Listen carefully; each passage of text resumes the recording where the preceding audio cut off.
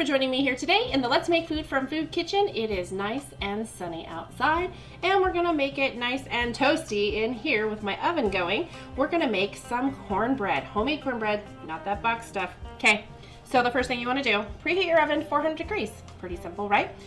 I've got all my ingredients out here. The next thing you should do after you turn on your oven, get your ingredients out, and you want them at room temperature for your cream, your buttermilk, your eggs, your butter. Butter should actually be melted. Mine's kind of half melted. We'll work with it. So that's what you should do. Get everything out, get it to room temperature. I have 1 cup of unbleached, I know that surprises you, right? Unbleached flour in Michelle's kitchen. I know. Anyway, unbleached. Then I have some medium grain cornmeal. This is white cornmeal. You can use yellow, whatever, fine grain. I wouldn't use coarse grain. That's going to be too crunchy. So medium or fine grain is going to work just fine for you.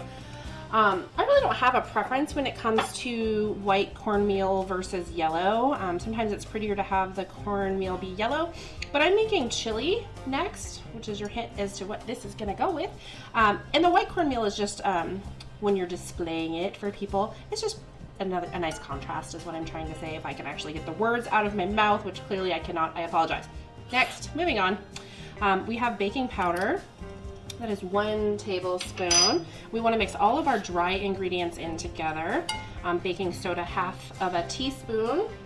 And lastly, salt. And you will leave this salt out if you don't have unsalted butter. Or you could just use half of the salt. If you use salted butter and all of the salt for the recipe, it'll be probably a little too salty. So depending on what your taste is, you figure out how you want to go about your day. But if you're using salted butter, I recommend at least going half on your 1/2 teaspoon salt. So that would be 1/4 teaspoon salt. Look, I did math. I don't do math. Okay, those are mixed together. I just want to take my spoon and I'm going to stab my egg yolks and just mix them in a little bit so they're lightly beaten. We don't have to beat them to death today. My butter isn't completely melted. It is softer, so I'm just going to kind of mix it in with some of the melted stuff. Again, I'm going to whisk it all together. I don't think it's the end of the world if it's not completely melted, but if it's cold and hard, that will be a problem for you. So that's done. Next step, super challenging. Just kidding. We're going to put everything into our dry mixture. Just make my counter dirty with that. So I want all my little bits of butter in there, so I'm using my little spatula. I'm going to do the same thing for probably everything. So there's our unsalted butter, our 2 lightly beaten eggs going right in there. We have, this is local honey, 1/3 cup of honey. And it's not as local as I usually get. I usually get Tennessee honey because I live in Tennessee. But I am only about an hour from Kentucky. The farmer's market wasn't open when I bought my ingredients for the season yet. So I found this Kentucky honey and it's pretty good. So I'm going to use this up, and then when I get to the farmer's market, I will get some local honey, super local honey. Next, I have my 1 cup of buttermilk. Now, if you don't have buttermilk, there's a link down below to buttermilk substitute. That takes about 10 minutes to make. So go ahead and just go take a look at that really quick and make your buttermilk substitute. It'll still need to be room temperature, and it has to sit out for at least 10 minutes anyway. So there we go. And buttermilk just makes it taste better. Lastly, I use heavy cream. You can use half and half. You could even use milk.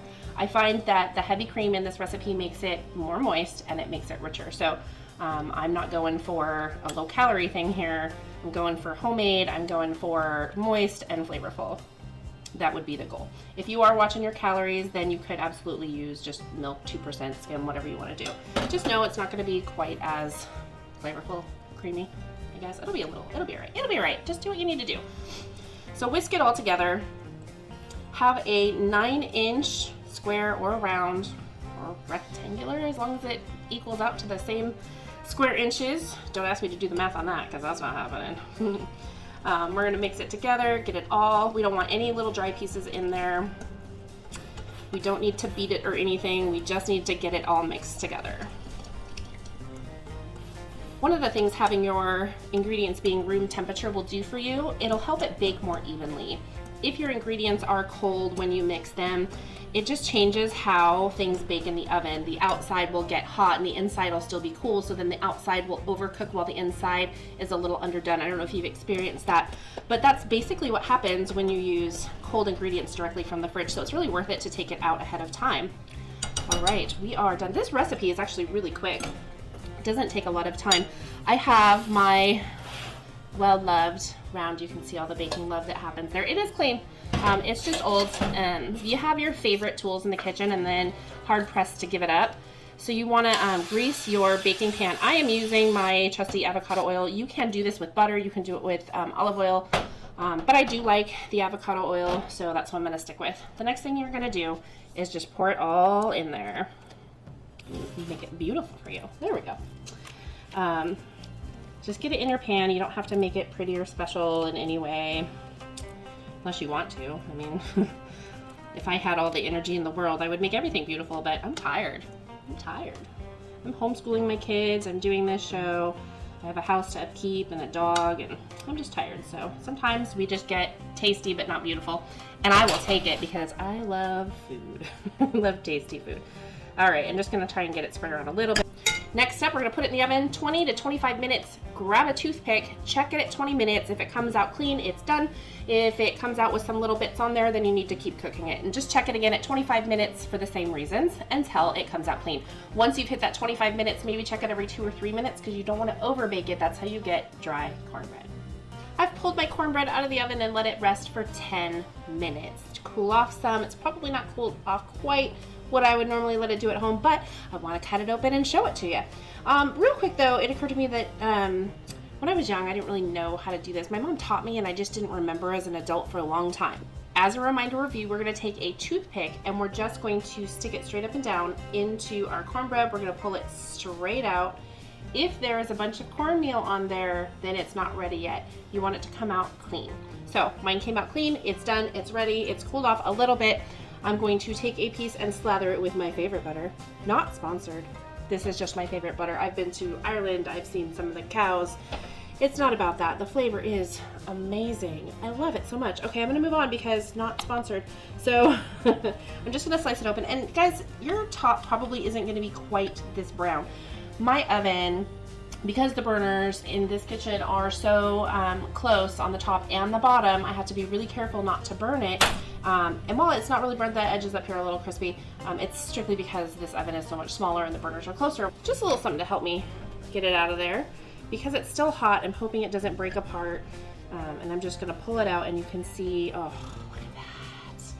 Still steaming. Did I take my hand off? Ooh, magic tricks. Okay, I'm gonna put it down here on my plate. It's beautiful, it's lovely. We're gonna put a little butter on it and we're gonna give it a taste. I love butter, lots of butter on my cornbread. I use less though than I used to because it used to be that my cornbread was dry because I hadn't learned yet how to make it not dry, and so that butter would really make up for it. I still use quite a bit, but not as much as I used to just because now my cornbread's not dry. So I'm just gonna take a little bit of my butter, I'm gonna put it right on top. Typically I would slice it lengthwise down the middle and put some butter in the, you know, just, butter's not that much, not good for you. But here we are, I'm just gonna spread some on top. Then I'm going to take all manners aside. I'm gonna pick it up. Oh. Oh yeah. This is gonna go great with my chili. Click that bell and you'll get notifications if you want them when I post the next episode. That'll be on Mondays and Thursdays. Early in the morning they'll come up, so go ahead and do that if you'd like. I'm gonna take a little taste. It's delicious. I hope you've enjoyed today's episode. From my kitchen to yours, let's make food from food. That's one boy puppy.